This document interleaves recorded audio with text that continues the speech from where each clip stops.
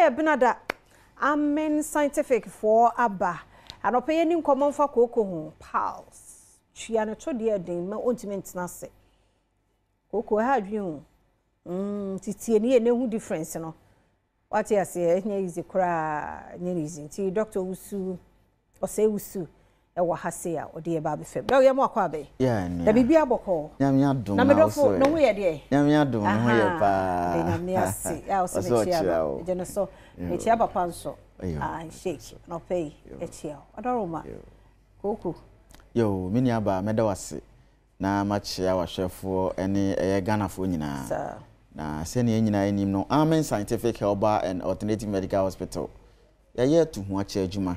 se ye beboa na onipa bia di ye wa apomden kwa so titiriu ne ganafo ene ganafo no ye nyere ho ne take advantage esanse over the week no Cote d'Ivoire for ne Nigeria for no omukra na edoso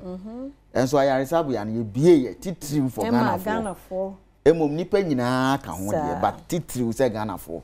ye nyina ye mra na sene o yare tie bia firi unase na se firi utiri so kosi unase bo moden ne tumrika na bra yare ben na e hawo etete we se fie Amen Scientific asheda do abibiduro mo asiko ahudie wom de tuamu enyina saade mfidi akese abeta akire sene be ye beboa ni asom obia na wadi e wa apomden kwa so esanse apomden wo hoyi e ya ahonya mini aba ye ka koko ya yare ba ko a emse etete o manfo pa sisi a ye kasa yi chese one way or the other no onipa bia sofa koko yi bida so you see be 50 to 80% there answer na obenyina obedi 50 years no onya be koko yi bi one way or the other na ye ka koko na ye to na no ho no entina hodo adi moja ekọ no ehonhono esoso a ana se twetwe a ese onya koko yare ni bi nti wobenya obi asabi bibia betua ne to dendenden oje ne ho kra enye chese oje ne ho kra enye na koko no ne hallmark anka say pain yawo ene ye ni obi asabi pani bi oba ya so ya eye ne din ye ne ya ye na tete so obekọ sabi ajanan so we de etiefo esremo enim sa ade enche ne mo mfa nche koko no se ne yetete o manfo no enim sa ade enche but e wo se ye kan esremo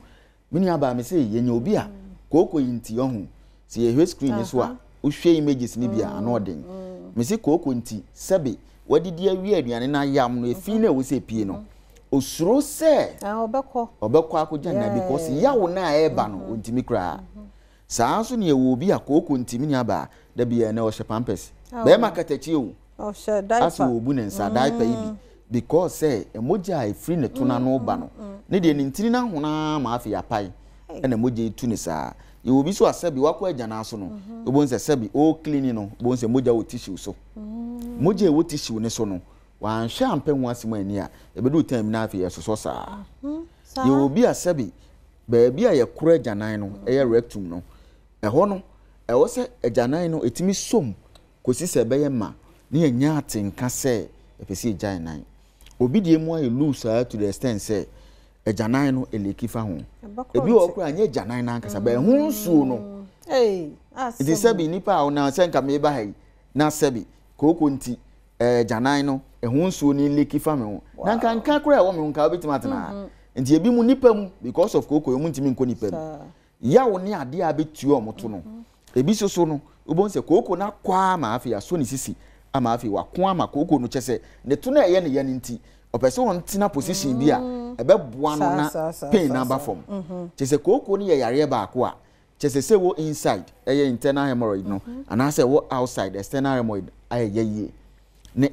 eye ngwase yare koko nti enye obi ogina nipa mu na sebe ne nsa hye ne pieto mu a chese hene na eye ne hene no hnes o titiani so o titi ne refi ni hu ba bi ogina no nkai because mini aba yesi obi wu a mi wu a se hwemese ade na eye ne ya ana se keka no ono ba bi o wode of chese na ade no kura intimi process so woni pam ni nyina koko yare nti the Amen Scientific say ya bomodin ado asuko ahwehwe ntini ni nnua mu ahu yare ana se duru ebeboa na tu yare waasi bi ti se koko ya ye ken yesi bomodin na sorry na bom paye na giso amen ne tu na mo bra be hye mfidie mu ne ncheke wo ti wo ba ya so ya be hu adanse die ni bebre ene ese etwagu ani se ni koko na duru hen sa wo no che se ba bia ba hu se yen hwa dance die na ewia ya wrap up na afi ya close yen okay wo hye we mu a Yankopon adaroma aba kiro yare no na sa tutia na sa prescribe medicine na wo hye we mu so no so etitu kama organs ni na nyame adaroma na titi ni na free with so kopuno na ase na etitu ni be yare prostate and syphilis na chima wo enkana ha ne Ghana afane nyina menya yare sa no mo kire ni se ifem ko amen scientific ba ko domi de kwa mit me yare sa no pre me ba amen namba enso ni bishia Dr. Sheikh ne members the kind anani team me kana me patire say doctors, nurses, and even the last person I have shooter for one. Almost so you madam. Is that to say? Modiaba. Who say my inshallah I need yaba. I'm always so I mean Mauni check. Yo, yeah, that's it. We need you in the system. Inshallah. I mean false na engine pump was Amen. Yo. Amen. Workers in so or money muti. Yo, my good reception. Yeah, that's it. Yeah, me sure. You are joining. Okay, that's Yeah, Bompire, just amen, or just say amen scientific health bar and alternative medical hospital. Adansi dear be to say, more can see any munkutu and a good bia. Yes, sit to an amone bra. So, Koko, baby, a drubia, me say, a dear cofa papaya yam team, constipation. No, Utimino will be now chunko unja on 9, 3 days unja on 9. Adia wo se de bia at least unya baako se na be ye fie wo mu ni be pie nti wo yam tim bebre ni afoforo bebre kooko til atisi anase chese ma oju hu ba bia enye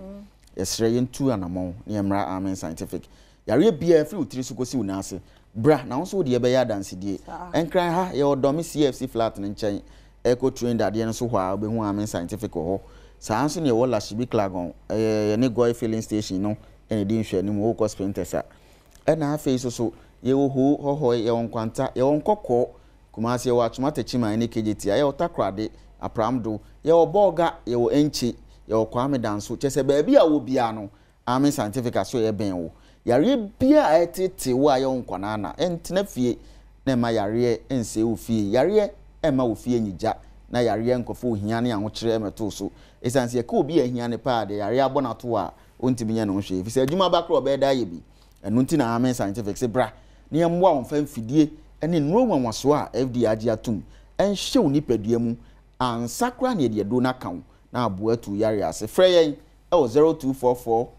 227192 0244 227192 020 722 9505 020 722 9505 0245 275 254 0245 275 254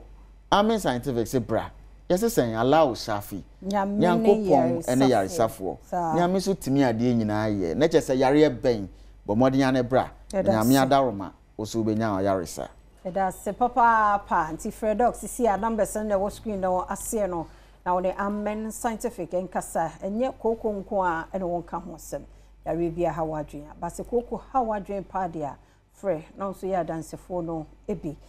medin dia fia amankwa tamaklo kwasinsi aboaten ya krado o de asebidi campus mu no etoaso